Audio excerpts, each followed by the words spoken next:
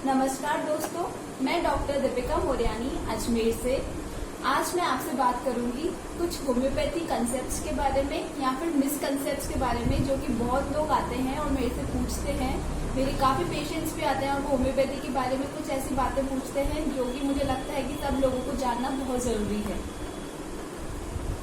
मेरी clinic practice पे भी कई पेशेंट्स मेरे से कुछ ऐसे क्वेश्चंस पूछते हैं होम्योपैथी के बारे में, जो कि क्लियर करना बहुत इम्पोर्टेंट है। इसमें पहला पॉइंट मैं दूंगी जो कि बहुत लोगों को मिसकंसेप्ट है इसके बारे में, कि होम्योपैथी बहुत स्लो वर्क करती है, बहुत धीरे काम करती है। जो इलाज होता है होम्योपैथी में वो बहुत धीरे धीरे होता है। तो मैं आपको ये क्लियर कर दूं कि होम्योपैथी में इलाज धीरे नहीं होता है, जबकि वो डिपेंड करता है कि आपकी जो डिजीज है वो आप किस स्टेज में होम्योपैथी में आ गए हैं। सपोज आपकी कोई डिजीज है जिसको आप सप्रेस करते हुए या फिर काफी कई दवाइयाँ लेकर फिर आप होम्योपैथी में आ रहे हैं, तो उसमें आपको थोड़ा टाइम लग सकता है। बट अगर आपकी डिजीज स्टार्ट ही हुई है और आप होम्योपैथिक डॉक्टर से कंसल्ट करते हैं, तो उसमें आपका ट्रीटमेंट बहुत ही फास्ट रहेगा और परमानेंट भी होगा। दूसरा मिसकंसेप्ट ये रहता है लोगों का कि अगर हम होम्योपैथिक ट्रीटमेंट लेंगे तो हमें बहुत ज़्यादा फूड रेस्ट्रिक्शंस रखने पड़ेंगे या फिर हम बहुत सारी चीज़ें नहीं खा सकते होम्योपैथिक ट्रीटमेंट के साथ। तो ये मैं आपको बता दूं कि ये होम्योपैथी में ऐसा नहीं होता है। ये आपकी जो डिजीज है उस पर डिपेंड करता है कि आपको क्या खाना है और आप क्या नहीं खाना है।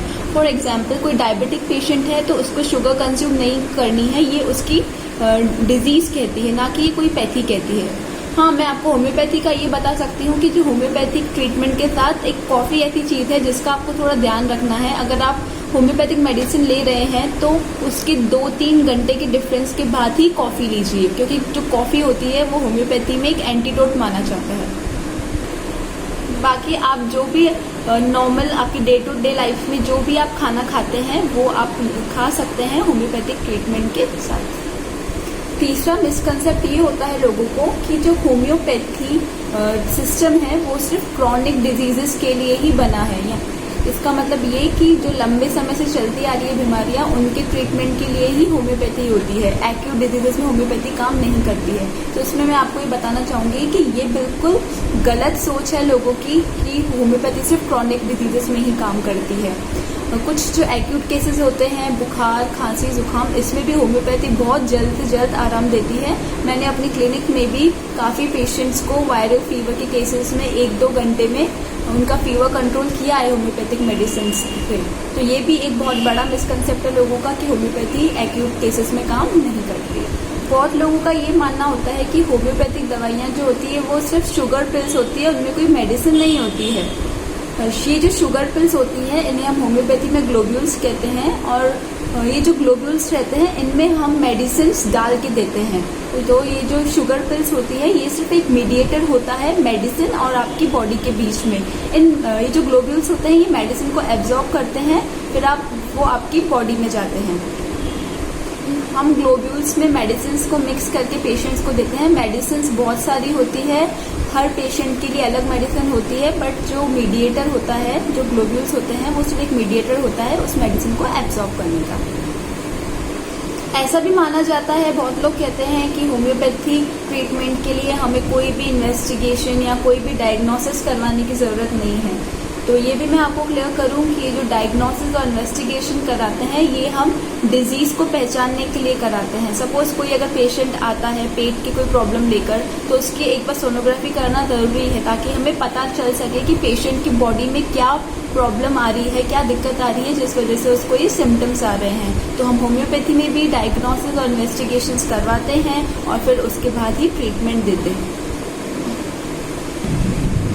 बहुत सारे पेशेंट्स के ये भी क्वेश्चन होते हैं कि क्या हम डायबिटिक पेशेंट है तो क्या हम ये जो ग्लोब्यूल्स होते हैं जो कि टेस्ट में मीठे होते हैं क्या ले सकते हैं, क्या ये हमारा ब्लड शुगर लेवल तो नहीं बढ़ाएंगे।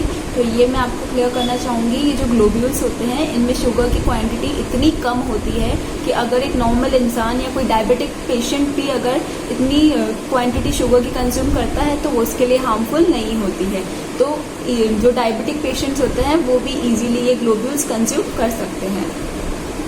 बहुत लोग ये पूछते हैं मेरे से कि क्या हम होम्योपैथिक मेडिसिन के साथ में और जो एलोपैथिक या आयुर्वेदिक मेडिसिन है वो ले सकते हैं या नहीं। बहुत लोग ये मानते हैं कि वो नहीं ले सकते। अगर वो होम्योपैथी में आए तो कोई और मेडिसिन उसके साथ में नहीं ले सकते हैं। तो ये भी बहुत बड़ा मिथ है। आप होम्योपैथिक मेडिसिन के साथ और भी मेडिसिन कंज्यूम कर सकते हैं, जैसे कि जो पेशेंट्स बहुत टाइम से ब्लड प्रेशर, डायबिटीज़ या थायराइड की मेडिसिन ले रहे हैं, वो अपनी मेडिसिन बंद बिल्कुल ना करें और होम्योपैथिक दवाई भी साथ में लेते रहें। क्योंकि अगर आपकी जो एलोपैथिक मेडिसिन है, अगर आप वो बिना डॉक्टर की सलाह से अचानक से बंद कर देंगे तो आपका जो शुगर लेवल है या फिर जो आपका थायराइड हार्मोन है उसके लेवल को बहुत जल्दी से शूट अप कर देंगे। तो आप प्लीज़ अपनी वो मेडिसिन बंद ना करें और साथ में होम्योपैथिक मेडिसिन आप ले सकते हैं। एक ये भी मिथ मुझे सुनने को मिला है होम्योपैथी के बारे में। बहुत लोग बोलते हैं कि होम्योपैथिक दवा लेने के बाद उनकी जो बीमारी है वो बढ़ जाती है। तो ऐसा नहीं है। होम्योपैथिक मेडिसिन लेने के बाद आपकी बीमारी बढ़ती नहीं है, बल्कि जो आपकी बॉडी में सप्रेस्ड बीमारी है या कुछ ऐसे सिम्टम्स हैं जो कि आपने बहुत दवाइयाँ लेकर उनको सप्रेस किया है, वो थोड़ी बहुत बाहर आती हैं और उसके बाद वो धीरे धीरे बॉडी से बाहर निकल जाती है। मतलब पेशेंट जो है वो ओवरऑल बहुत अच्छा फील कर रहा होता है, इंटरनली बहुत अच्छा फील कर रहा होता है और उसके साथ में जो उसकी पहले की पुरानी बीमारियां हैं वो भी धीरे धीरे करके बॉडी से निकल जाती हैं और पेशेंट धीरे धीरे करके पूरा परमानेंटली क्योर हो जाता है। एक और चीज़ मैं आप लोगों से शेयर करना चाहूँगी। बहुत लोग ये सोचते हैं कि होम्योपैथिक दवाइयों का कोई साइड इफेक्ट नहीं है, तो वे बहुत सारे पेशेंट्स को मैंने देखा है कि वो सेल्फ मेडिकेशंस करने लग जाते हैं। वो कहीं भी सोशल मीडिया से देखकर या कहीं भी पढ़कर होम्योपैथिक मेडिसिन को और वो खुद सेल्फ मेडिकेशन करते हैं या फिर दूसरों को भी प्रिस्क्राइब करते हैं। तो मैं आपको ये बताऊंगी कि कभी भी होम्योपैथिक मेडिसिन आप खुद से न लें जब तक कि आपको उसकी पूरी नॉलेज ना हो या फिर किसी डॉक्टर से आपने कंसल्ट ना किया हो। क्योंकि अगर आप खुद से ही कोई होम्योपैथिक दवा ले लेंगे जिसकी आपको इतनी नॉलेज नहीं है और आपने कहीं पढ़ के वो ले ली है, तो वो आपको साइड इफेक्ट्स भी दे सकती है। इसलिए हमेशा जो आप होम्योपैथिक मेडिसिन लें वो एकदम प्रॉपर होनी चाहिए और एकदम करेक्ट होनी चाहिए। इसलिए आप कोई भी दवाई लेने से पहले आप किसी भी होम्योपैथिक फिजिशियन से कंसल्ट कर लें, फिर ही आप वो मेडिसिन कंज्यूम करें। तो ये सारे मिथ्स थे जो कि होम्योपैथी के बारे में बहुत लोगों को इन चीज़ों के लिए मिसकंसेप्ट थे। तो आप अपने ये मिसकंसेप्ट क्लियर करें और मेरे इस वीडियो के थ्रू लोगों को एजुकेट करें और उन्हें होम्योपैथी के बारे में जो भी ये मिसकंसेप्शंस है उनको दूर करने में हेल्प करें। Thank you.